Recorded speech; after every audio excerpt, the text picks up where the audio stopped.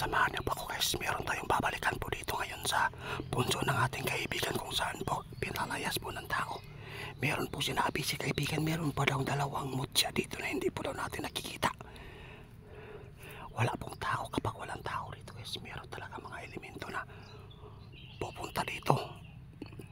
Dapat po maging alerto tayo at mag-ingat.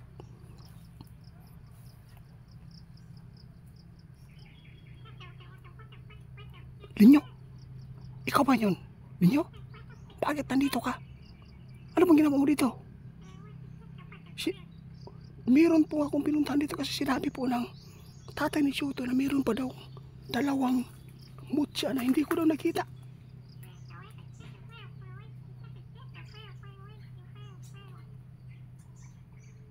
Bakit parang may tao? May tao guys, sabi ng ating kaibigan, mag-ingat ka, may mga kalaban. Meron daw mga antingero dito na masama, patay na. Ibig sabihin nito, emergency ang inyong pagpunta dito dahil mayroong kalaban. Bakit po ba nila tayo natuntun? May mga kalaban guys, natuntun pala nila tayo dahil po daw napanood po nila ang area at kung ano po ang ating nakukuha sa may punso. Ibig sabihin nito kaibigan, yung nakakuha dito ng lupa hindi mabuti. Kaya pala pinalis. Mamaya na natin kukunin po yung ano. Tulungan mo ako, hanapin natin ha. Sige guys, pupuntahan pa daw ni kaibigan Linyo guys yung masid sa atin. Nandyan po daw sa may kakahuyan.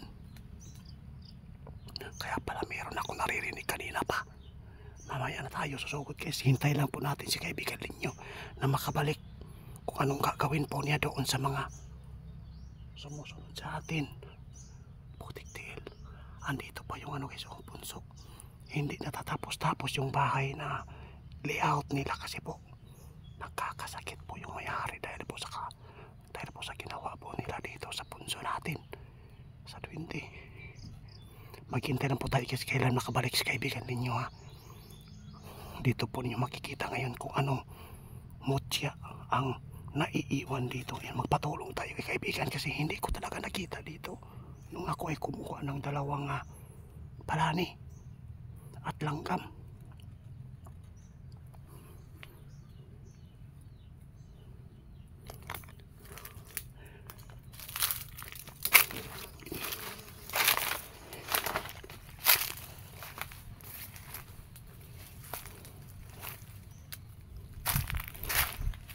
May makambing pa.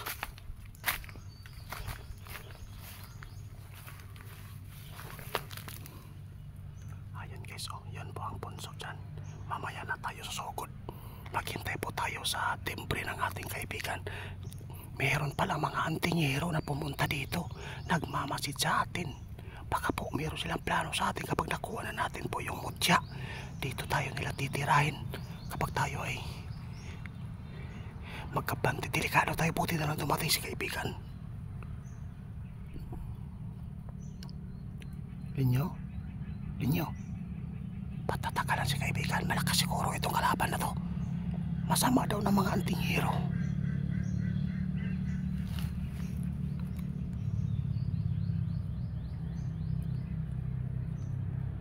Maghintay lang po tayo guys ha, para malaman nyo ang katotohanan dito kung anong mutya ang naiwan po ng 20.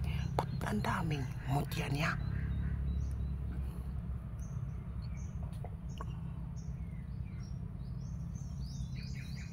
Linyo? Salamat. Kumusta na? Kumusta na? Nawala daw guys. Nawala. Wala na. Sila doon sa kanilang tinatayuan. Saan po sila pupunta? Nagmamasid pala sila sa atin. Ano po ba talaga mga antingero na yan?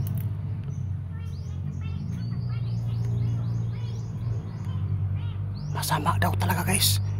Ito po yung mga antingero po na ginagamit po ang kanilang taglay sa mangkukulam sa mga tao na mayroon pong magbabayad sa kanila. Mga tao po ito na mga bayaran, guys. Anong gagawin po natin?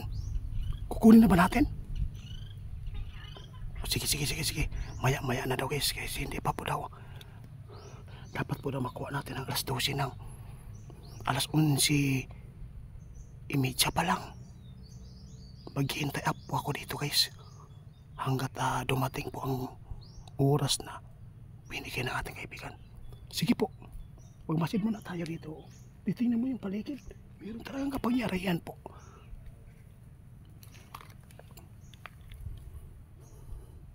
Walang mga tao dito ngayon, guys, sa bahay na to. Wala. Kaya mayroon po nagmamasid dito. Bakit po hindi po nilalapitan ito, kaibigan? Ay, nilapitan na pala nila, pero ngunit hindi nila nakita. Ibig sabihin nito, hindi para sa kanila, para talaga sa atin. Oo, sige. Mamaya maghintay lang po kayo, guys, ha. Dito nyo makikita ngayon ang pinaka magandang mutya sa buong daigdig. Ano kaya ito, kaibigan, no? Sige. Pwede po ba ipapakita ito? Kung may kukuha nito, okay lang po ba? Dapat po talaga mabigyan po natin yung mga tao lang na mabubuting puso.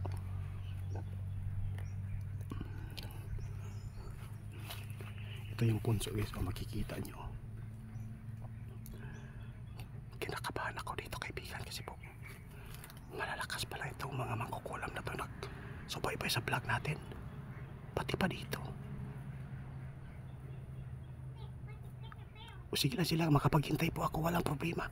Mas maganda po daw talaga, guys, pag nakuha natin po yung mutya na sinasabi po ng kaibigan ni Linyo na si Tatay, kung saan ito ay naiwan at hindi pa nakita natin. Pinuntahan na pala ito ng mga mangkukulam.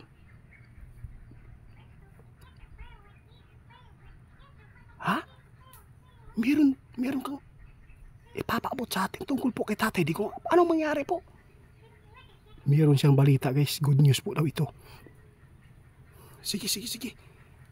Hanggat maghintay tayo sa tamang oras na kukuha tayo ng mutya dito, guys. Magkipag-usap lang tayo.